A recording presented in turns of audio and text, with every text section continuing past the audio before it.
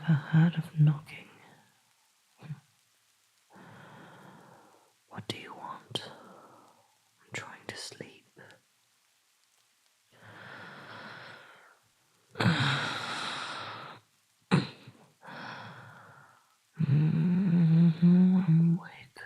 awake. What's wrong?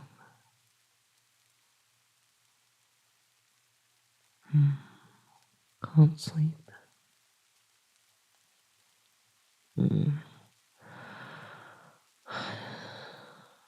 That seems to be a common occurrence for you lately. I'm sorry. Darling, I have to be up early. Please, just go back to your room. Go to sleep, okay? Just close your eyes. Hug Mr. Bat and go to sleep.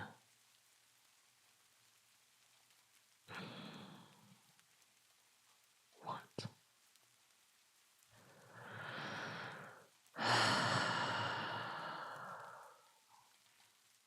I'd really prefer you didn't. Why can't you just go back to your room? You're scared.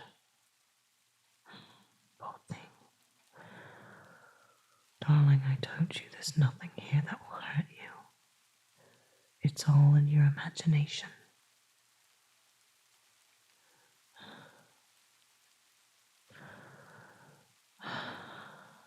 Come on, Pop.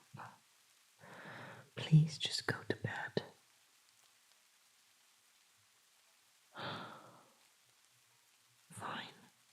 Fine. Come on. If you want to join me in bed, you may.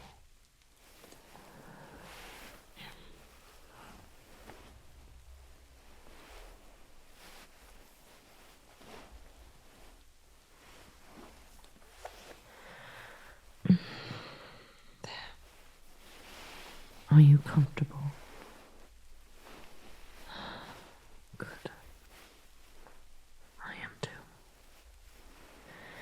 You're quite warm.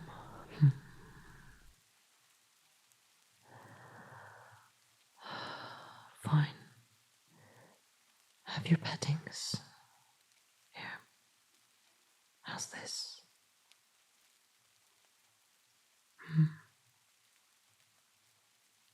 You're so soft. I hope this helps.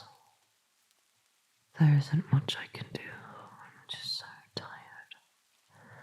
I have to be up in a few hours. I've been sleeping in too much lately.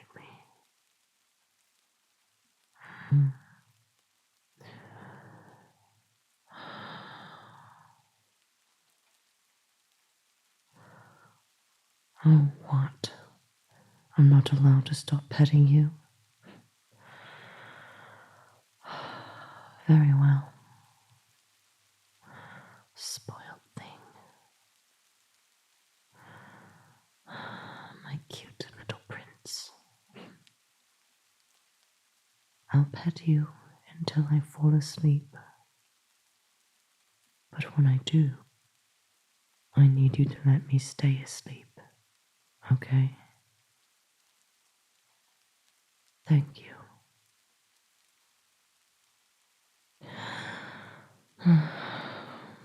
Why don't you tell me about your dreams?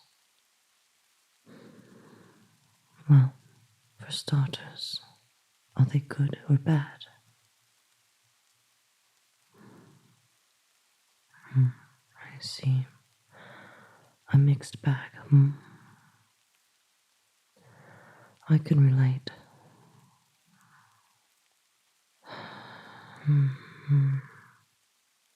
I know it's not fun. Even I can't control my dreams sometimes. I guess that's normal. Is there anything specific you'd like to talk about?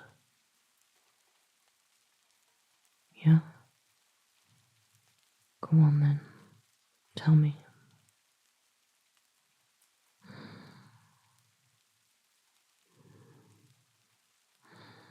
Mm-hmm. Mm-hmm. That doesn't sound good at all. I'm sorry you have to go through that. I really am. If I could take those bad dreams away from you every single night, I would. I absolutely would. Anything for you, sweetheart. But alas, my power only goes so far. I can only do so much. Hopefully being here with me will get rid of some of those nightmares for you. And if you have them when we fall asleep, I'll be right here to wake you out of them.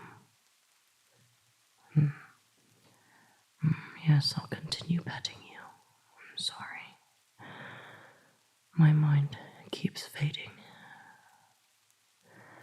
I can't stop thinking about, well, a whole lot of things. But nothing you need to concern yourself with, pup. Nothing at all. All I want you to do is relax and feel safe, okay? I'll take care of everything.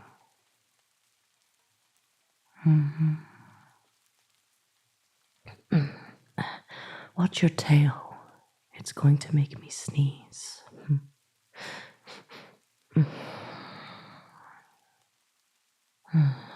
Thank you.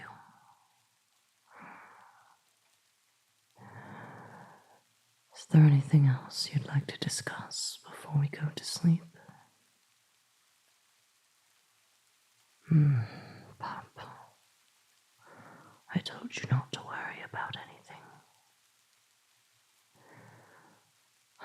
I've been worried about the peacekeepers too, but I haven't gotten a phone call. I haven't caught anyone spying. I'm hoping they've dropped the search or given up. But knowing them, it's unlikely. We just have to lie low until we figure out our next move. And for that means you need to stop sneaking out. Maybe I should make you sleep in here with me every night, just so I know you aren't up to something. I can't trust you now, can I? I'm just joking. I'm kidding. I trust you. For the most part. I know you get antsy. I wish I could take you out more. I wish we could do things like normal people. But that's just not how life works for us, darling. I promise I'll do my best to keep you comfortable and safe. We'll just have to make the best out of it, okay? Who knows? One day, when it's safer, we can move far away from here. I don't know where.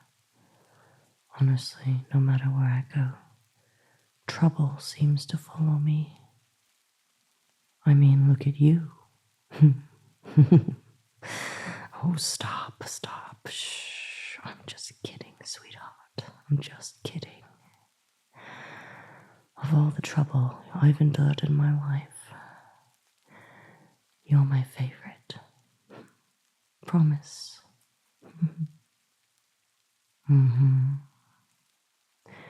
You keep me on my toes. Yes. And you're cute. I suppose that helps a bit. Come here.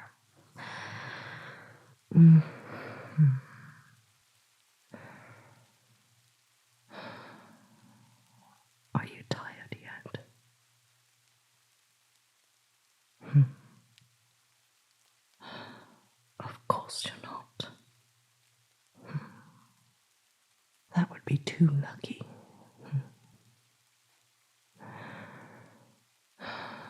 Well, how can I help?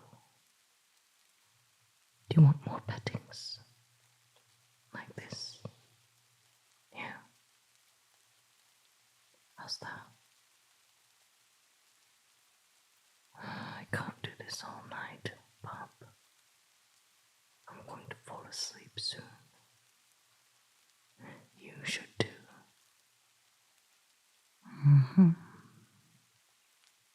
At least try. For me.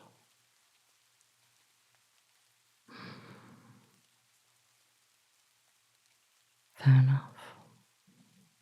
I guess there's no forcing it. Well,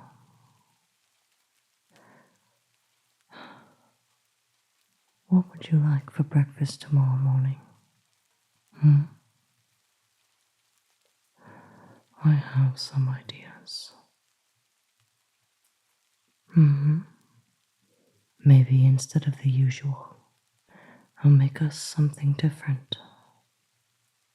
Something you've never had before. Have you ever had pancakes? You've made them. Interesting. How about waffles? Those are delicious. No? They're pretty much like pancakes. Both make a lovely breakfast. I think you'll love them. I'll have to go to the store. Alone, of course. I wish I could bring you with me. But that would surely be the end of us. I have to keep you inside until I can figure all this out.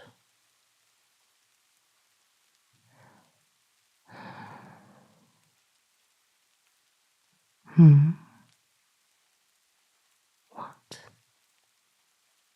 You want me to tell you a story?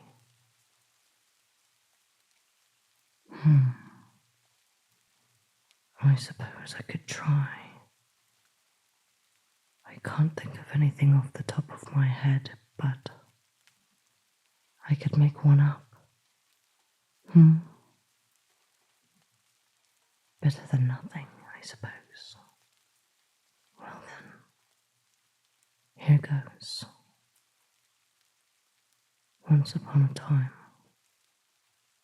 there was a lonely doctor. She was alone for a very long time, and she thought she was okay with it. She thought she didn't need anyone. She did everything herself for years. She was able to do enough where she could help herself and others.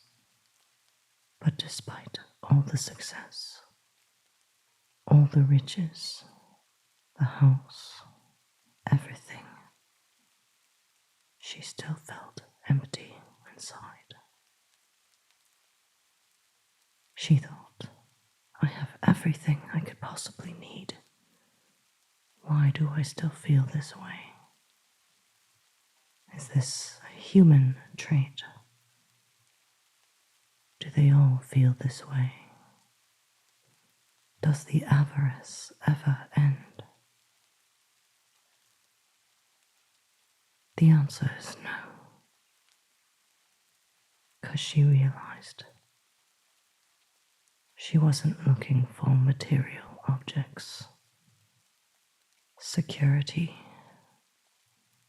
a roof over her head, the ability to live within her means and far beyond it. She already had all that. What she needed was a companion. Not a romantic one, necessarily. Just someone she could trust. Someone she could take care of. teach things to, someone she could love. She didn't think she would ever find that anywhere, and she certainly didn't think she deserved it. Until one night, the night before Halloween, the doctor came home from a very busy day at work. She was at her wit's end with her co-workers, her patients, all of it. She had planned to leave that night and never return. But then she heard a noise coming from her trash cans. Are you catching on, Pop? Well, I'm not done. She approached the trash cans, tempted to throw a rock at it, but decided not to. Instead, she spoke. "Who's there?" she said. "Come out." Whatever was behind there hesitated at first, understandably so. He was scared. That's when I found out. He was an adorable puppy boy. That's right.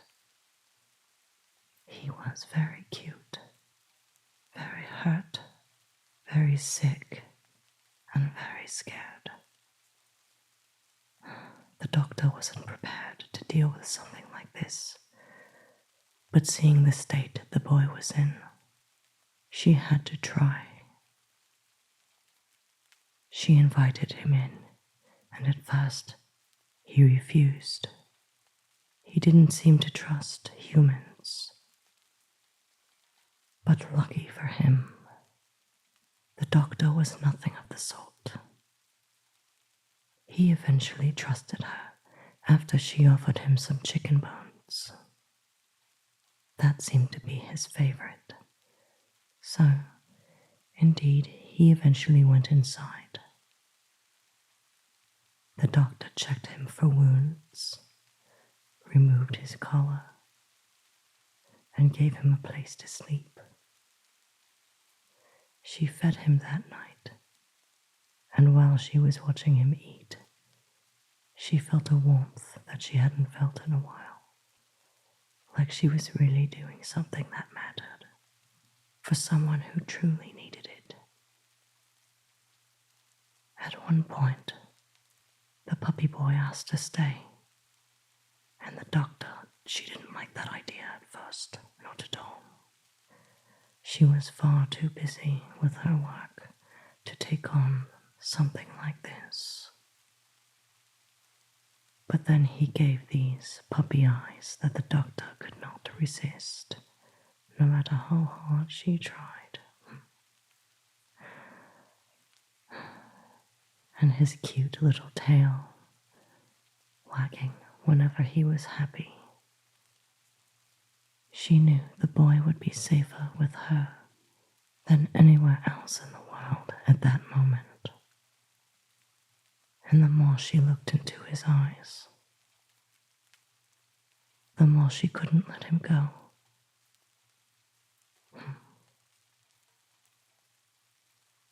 It wasn't easy for the doctor to adjust to this new living situation. She had to, especially given the circumstances. But every day she told herself it's worth it. Every single day she gets to see that boy smile. That makes it all worth it. Worth the dangers, worth whatever lies ahead. The doctor swore that she could handle it. She had no choice. She chose him. Fast forward to present day. The two lie together in their bed, just cuddling and talking about nothing. The world is cold outside, but together they're warm and nothing can touch them. The doctor will never let anything happen to her sweet puppy boy, ever, as long as she's around. She will love him to the best of her ability, with all of her heart. And then they lived happily ever after. Question mark. Oh, are you asleep? Finally. Looks like that's done it. Well, good. I hope my story helped. And thank you for helping me. I love you, pup. In the best way a mother could love her son. I love you. And I'm going to protect you. I promise. I promise. I promise.